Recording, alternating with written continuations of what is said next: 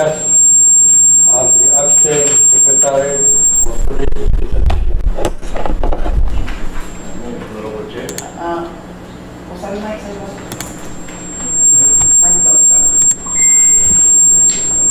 Honorable Chair, I move that Madam Sheila Vargas be appointed as acting, that Sheila Vargas be designated as our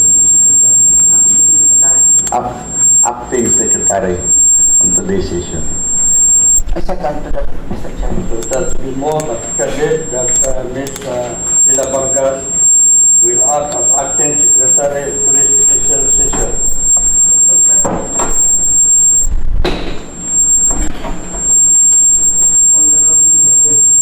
I request the Madam Secretary to call the roll of all the members. Good morning, everyone. Today's presents are following: Honorable Ramses Tordio Olivario, absent. Honorable Sheriff Mazin Hasen, absent. Honorable Len Ayan Sabihon, Honorable Ilyas S. Gampalan, Honorable Catherine M. Turalba, Honorable Serafin L. Ramos, Present. Honorable Diane M. Catalunya, absent. Honorable Winifredo M. Chong, Honorable Juan Pablo A. Nueda, Honorable Roy Andy C. Oligario, Honorable Kaximil T. Palalon, present. Honorable Al-Hafid E. Muhammad. Mr. Chair, 7 are present. We are in quorum. There are 7 present. I now declare that we are in quorum.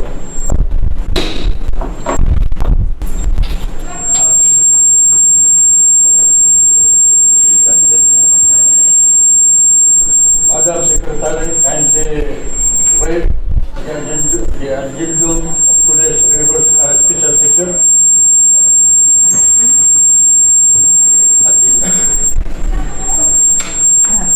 January 22, 2025, third endorsement, Sangguniang Bayan members, ito sa mga Sibugay, through Honorable Ramses Tordio Oligario, Municipal Vice Mayor, Presiding Officer.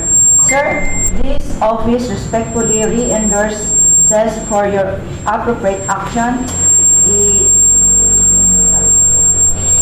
attached ordinance entitled An Ordinance Authorizing the Loan of the Municipality of Ipil, Sangguniang, Sibugay in the amount of 165 million pesos with the Development Bank of the Philippines for the purposes stated herein.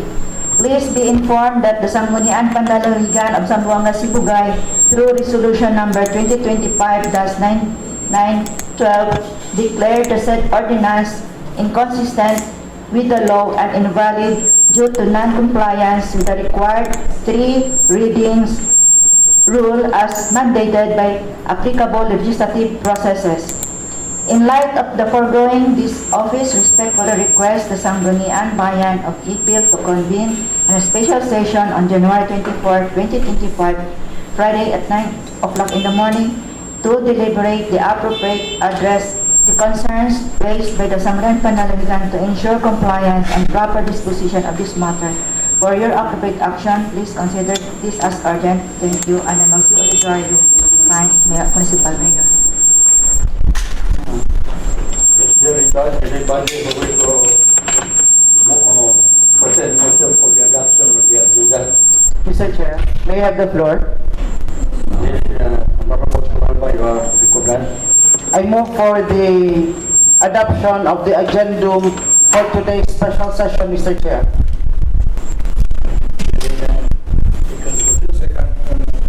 It has been moved and seconded that the agenda for today's session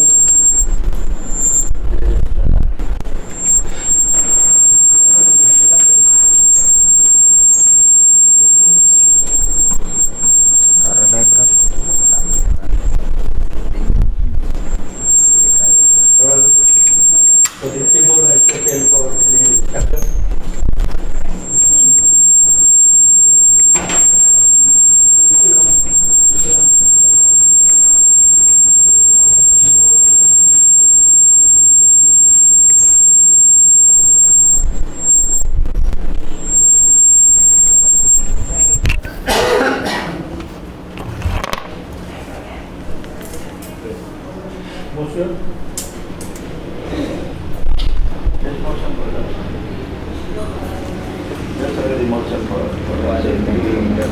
passed by Honorable Candidatura. It has been seconded by Honorable Muhammad. So since there is no objection, Honorable Chair, the Chair hears no objection. So, that's a pleasure to Honorable Chair.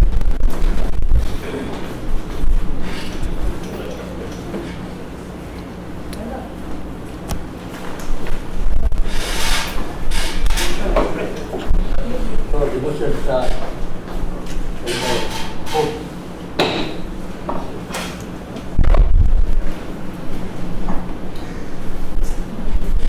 Mr. Chair, may I have the floor again?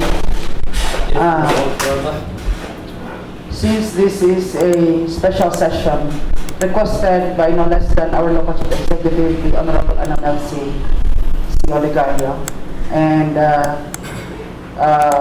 she urgently requests for the urgency of this matter to be tackled on this special session, Mr. Chair.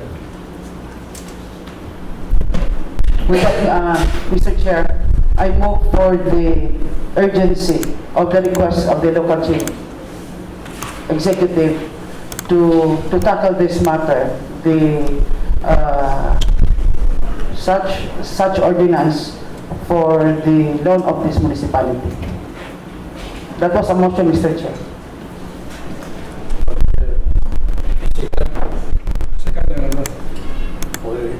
It has been moved and seconded to consider this proposed measure as urgent.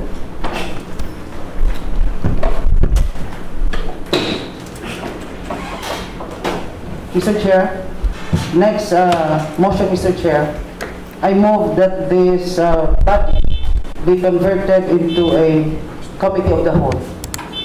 I second to that motion, Mr. Chair. It has been moved and seconded to convert this body into a committee of the whole.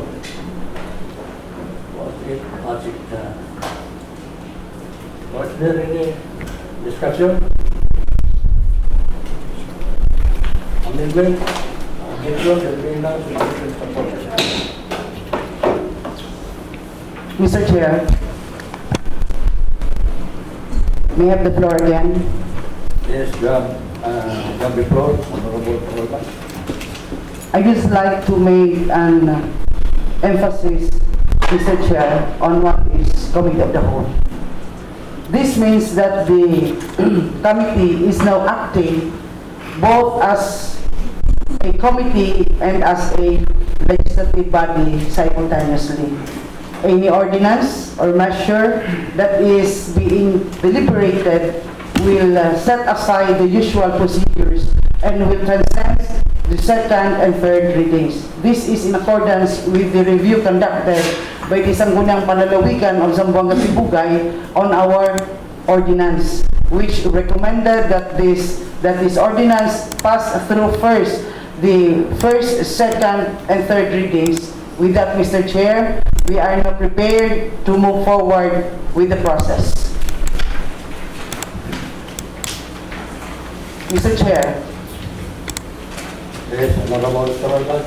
I move for the approval of the ordinance authorizing the loan of the municipality of Ipil, Zamboanga Sibugay in the amount of 165 million pesos with the Development Bank of the Philippines for the purposes stated herein for the first reading.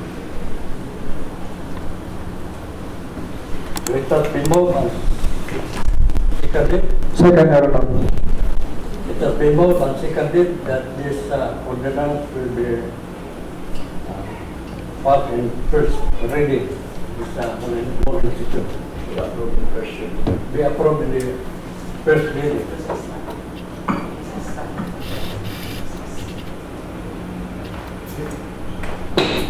So recess for 5 minutes.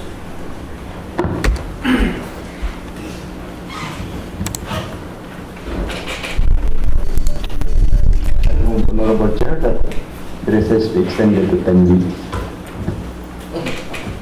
Recess extended to 10 minutes.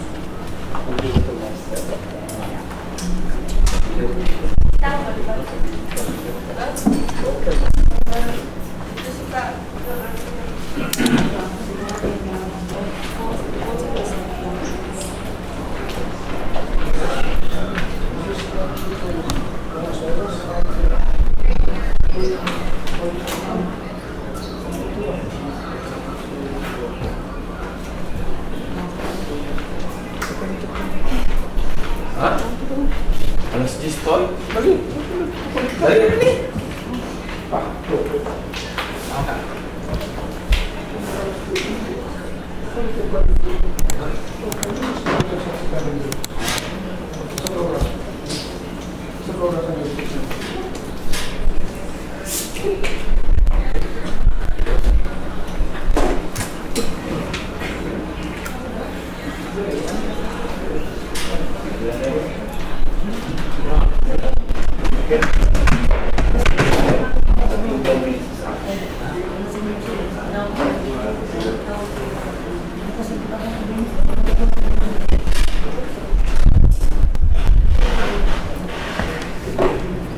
to order.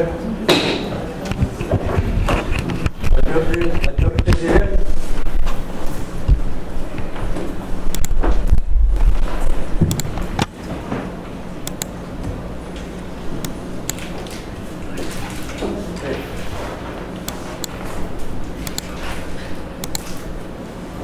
Mr. Chair, may I have the floor? Yes, you are recognized.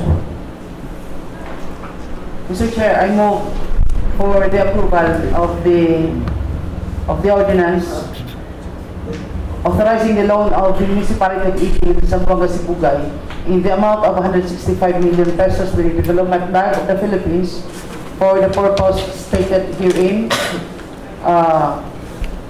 for second reading, Mr. Chair. Second. It has been moved and seconded that the proposed loan of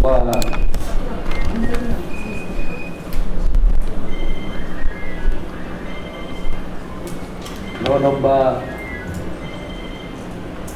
165 million pesos with the Philippine Bank of the Philippines is hereby called for second reading.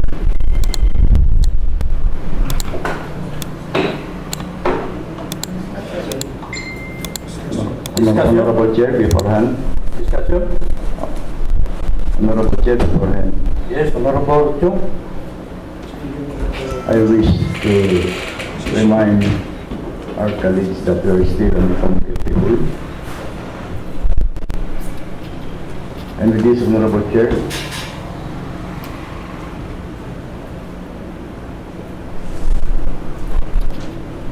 is this ordinance open for discussion?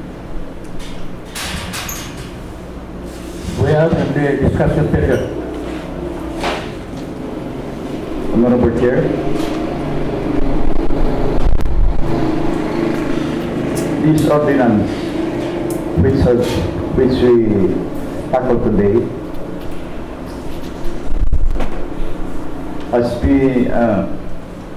was invalidated by the Sangguniang Panlalawigan due to non-compliance with the three-reading rule.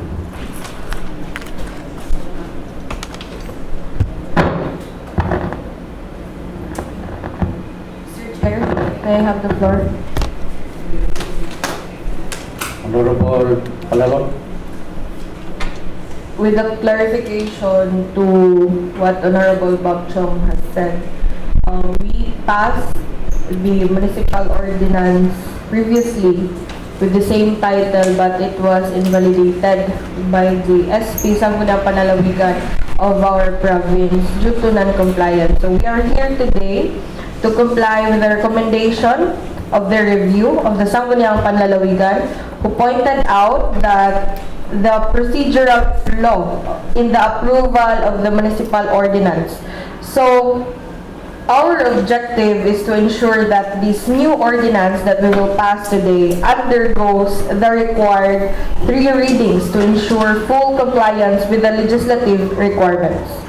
And that would be all on my part, Mr. Chair. Honorable Malawan, is that the motion? It's part of the discussion, Mr. Chair. Further discussion?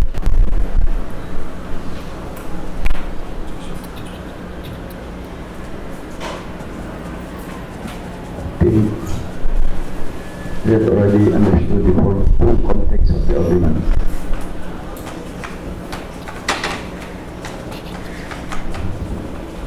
If there are no further discussions, Mr. Chair, I move for the approval of the ordinance authorizing the loan of the municipality of Ipil, Zamboanga, Sibugay in the amount of 165 million pesos with the Development Bank of the Philippines or DBP for the purposes stated herein for the second reading. It has been moved. Second, Your Honor. It has been moved and seconded that the loan of 165 million with the Philippines Bank of the Philippines for the purposes stated therein for the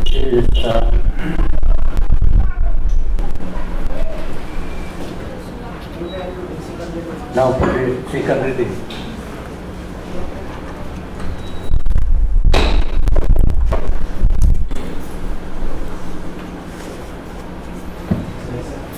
Honorable Chair, I move for another recess to replace item.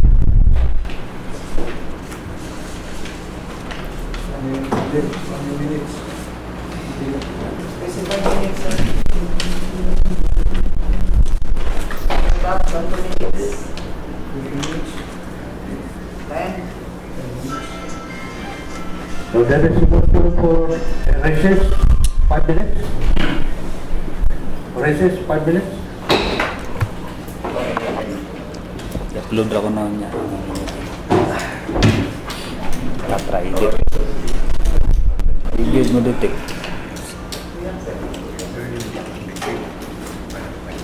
Ha? Gojo ka? Gojo?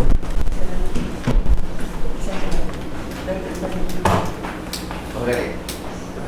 Sorry.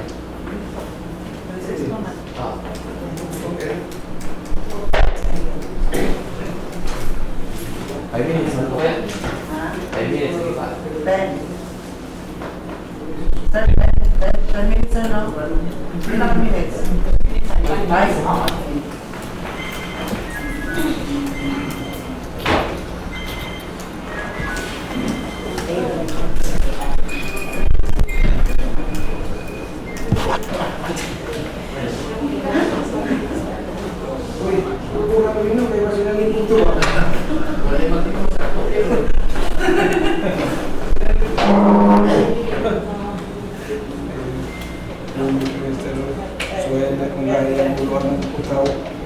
Salamat.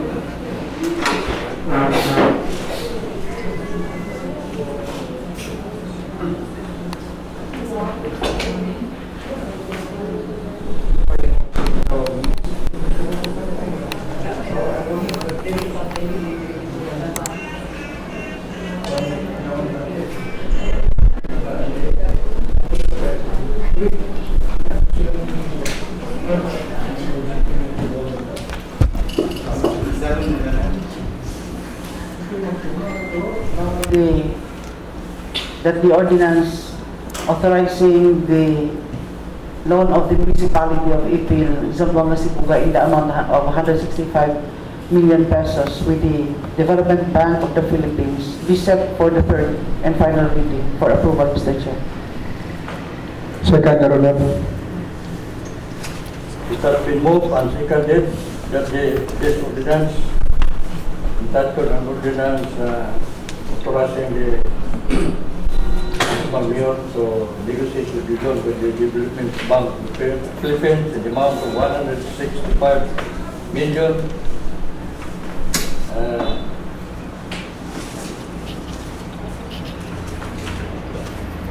Are there any objections?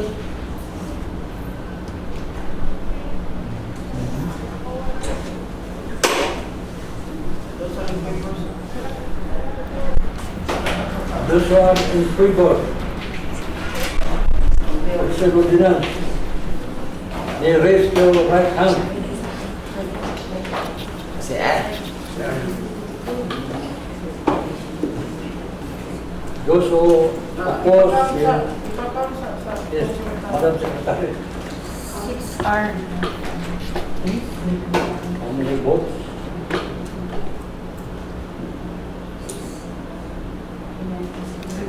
So there are 6, so in favor.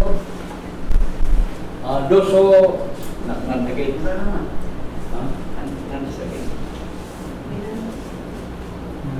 those who oppose.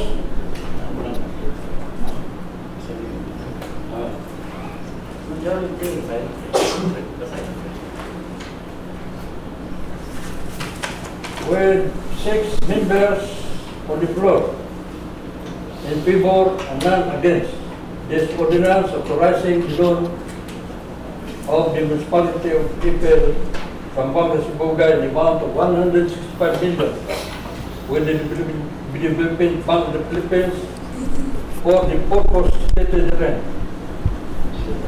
is hereby approved. Is hereby approved for the third and final reading.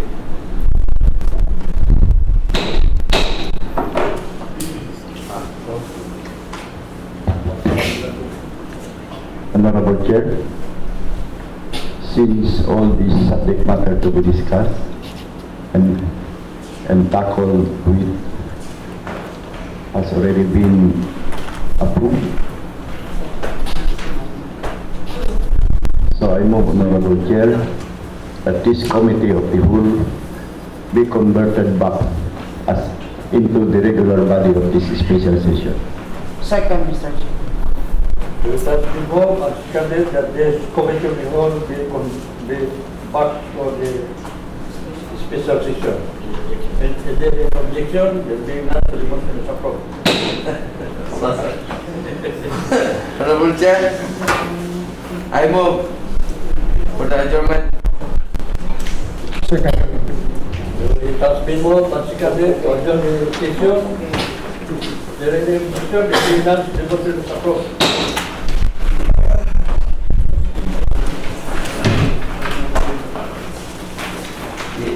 Maklaro sa sekretary.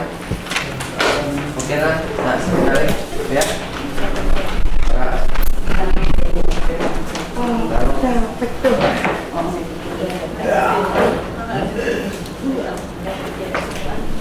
Oh.